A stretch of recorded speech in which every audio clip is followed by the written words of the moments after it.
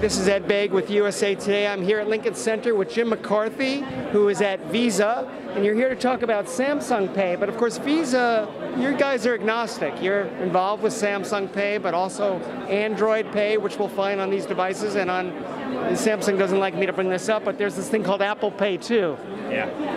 Yeah, so the great part about being at Visa is we've got a long history of dealing with competitors. So when you think about our core business of financial institutions, we connect to 14,000 plus banks like Chase and B of A that compete every day, and yet they all issue Visa cards.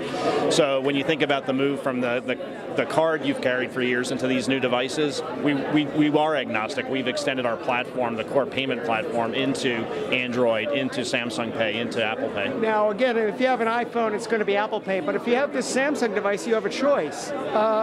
Choice is sometimes good, but it could also invite confusion.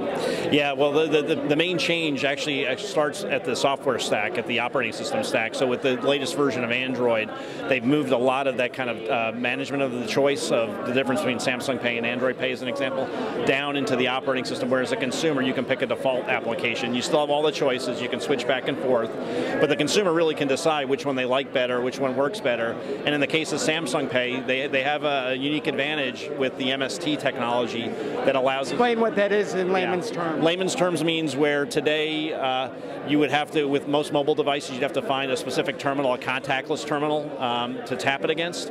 What Samsung has done with the acquisition of a company called Loop is effectively allow that new Samsung device to work at any terminal, most any terminal in the United States or around the world that has a magnetic reader that cards work on today.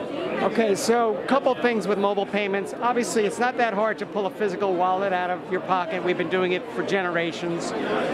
Getting people to change their behavior is not an easy thing, and then everybody worries about security. So let's take behavior and security. Sure. So you're right. I mean, cards have become a very high bar with respect to ubiquity and convenience. To your point, swiping and going is a pretty easy thing. We all do it. I mean, certainly us old folks that have been doing it for years. I think the newer kids that are coming up, my kids that are on the phone, that's what they carry. I mean, they carry very little else. They live on mobile. I think that will be a significant change. But more importantly, as devices get better, battery lives get better, as the technology makes it easier, like Samsung Pay has with the ability to use it in any terminal, over time those behaviors will start to change.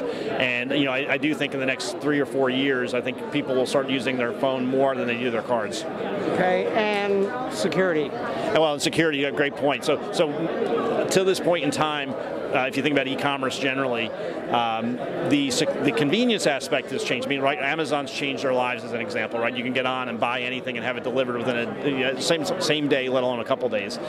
But security really hasn't moved, right? In some ways, it's gone backwards in remote ways. I mean, e-commerce, anyone can get your card number and make a purchase to some degree.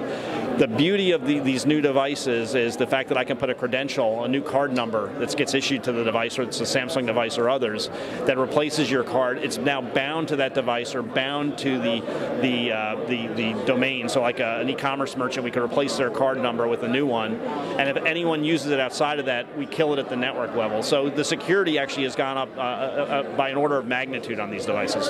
Great. Jim McCarthy from Visa, thank you very much. Thanks, Ed.